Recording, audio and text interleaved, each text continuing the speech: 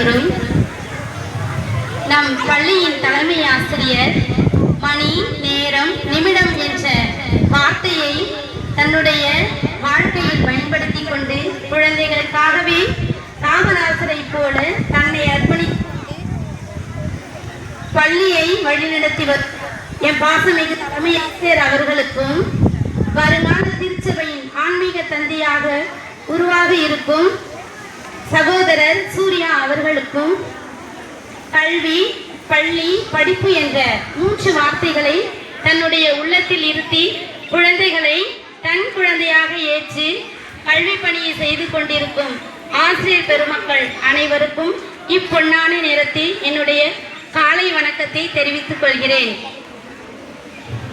எல்லாரும் நல்லா இருக்கீங்களா? ரொம்ப சந்தோஷமா இருப்பீங்க, அப்படிதானே? சரி, முதல்ல உங்களுக்கு ஒரு கொஸ்டின், சரிங்களா? போன வருடம் இதே நாளில் ஒரு திட்டத்தை கொண்டு வந்தாங்க தமிழக அரசு. என்ன திட்டம் அது? என்ன திட்டம்? வெரி குட், நல்ல பிள்ளைங்க. நம்ம பிள்ளைங்க எல்லாம் வருங்கால காமராஜரை விட என்னது உயரிய சிந்தனையில இருக்கீங்க, அப்படிதானே? சந்தோஷம். எல்லோருக்கும் இந்த நாள்ல காமராஜருடைய பிறந்த நாள் நல் வாழ்த்துக்களை தெரிவித்துக் கொள்கிறேன்.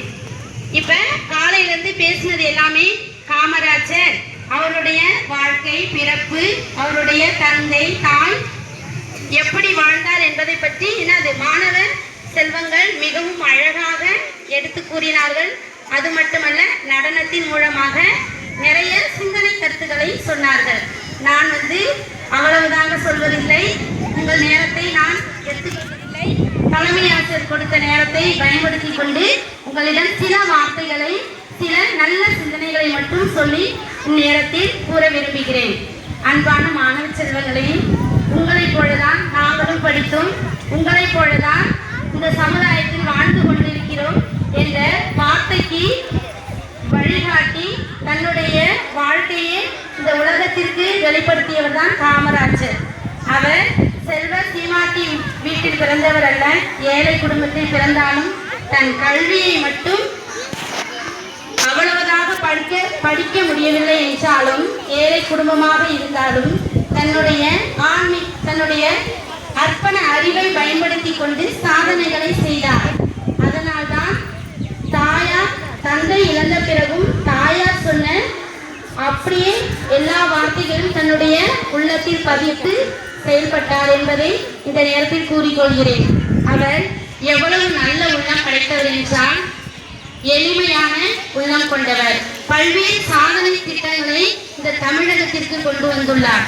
தான் பதவி ஏற்றவுடன் வளம் வரும் நேரங்களில் எல்லாம் எங்கு பள்ளி இருக்கின்றதோ அந்த பள்ளிகளுக்கு சென்று பார்வையிடுவது அவருடைய முக்கியமான வழக்கமாக இருந்தது. தான் சென்ற பள்ளிகளில் குழந்தைகள் என்ன சொல்கிறார்கள் என்பதை அவருடைய அருகில் சென்று அவர்கள் சொல்வதை கேட்டு அப்படியே நின்றுவிடாமல் அதை தன் உள்ளத்தில் பதித்து, குழந்தைகளுக்காக நான் எது வேண்டுமானாலும் செய்வேன் என்பதை மனதில் இருத்தி, தன் குழந்தைகளுக்கு கல்வி என்ற ஒரு திட்டத்தை கொடுத்துவிட்டால் அவர்கள் வாழ்க்கையில் உயர்வார்கள் என்பதை மனதில் கொண்டு தன்னுடைய பதவியேற்ற நாளில் அமைச்சர் பதவியில் இருக்கும்போது இந்த திட்டத்தை பற்றி பேசுகிறார். அப்பொழுது அங்குள்ள தலைவர்கள் ஏற்கனவே நம்மளுடைய செலவுக்கேற்ற வரியானது போதாத நிலையில் இருப்பதனால் நம்மிடம் அவ்வளவு குழந்தைகளுக்கு உணவு கொடுப்பது சரியாக படாது என்று கூறியவுடன் காமராஜர் எதையுமே எதிர்பார்க்காமல் தன் சிந்தனை திறத்தால் உடனடியே சொல்கிறார், இந்த குழந்தைகள் கல்விக்காக நான் யாரிடம் வேண்டுமானாலும் பிச்சை எடுத்தாவது என்னுடைய வருமானத்தில் அப்படியே கொடுத்து விடுகிறேன் என்று சொன்ன அந்த வார்த்தைகள் எல்லா கிராமங்களில் இருந்த மக்களுடைய மனதில் பதிய செய்தது.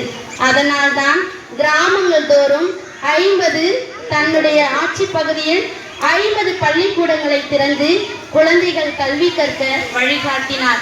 இந்த நல்ல உள்ளம் படைத்த காமராஜருடைய பெருநாளிலே, பிறப்பு நாளிலே நாம் அவரை நன்றியோடு நினைத்து பார்க்கின்றோம். எவ்வளவோ தலைவர்கள் பட்டியலில் இடம்பெற்றிருந்தாலும் நாம் பள்ளியில் வருடத்தில் முதலில் கொண்டாடுவது காமராஜருடைய பிறந்தநாள் விழா மட்டுமே.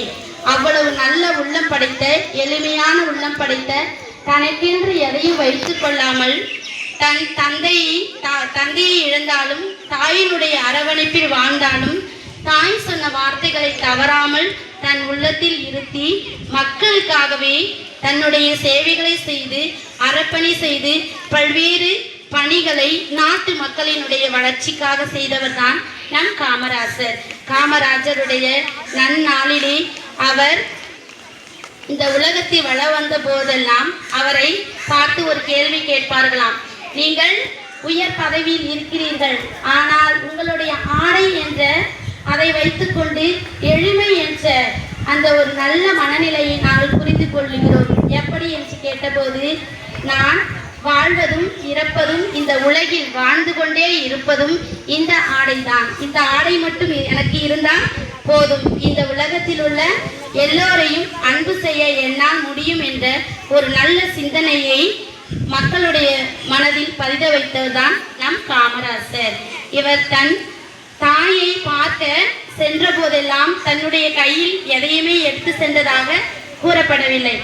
அவர் உறவினர் ஒருவன் காமராஜரை பார்க்க வந்தபோது தாயானவள் தன்னுடைய வசதிக்காக ஒரு போர்வையும் 50 ரூபாய் பணமும் கேட்டார் என்று தன்னுடைய உறவினர் சொல்வார் காமராஜிடம்.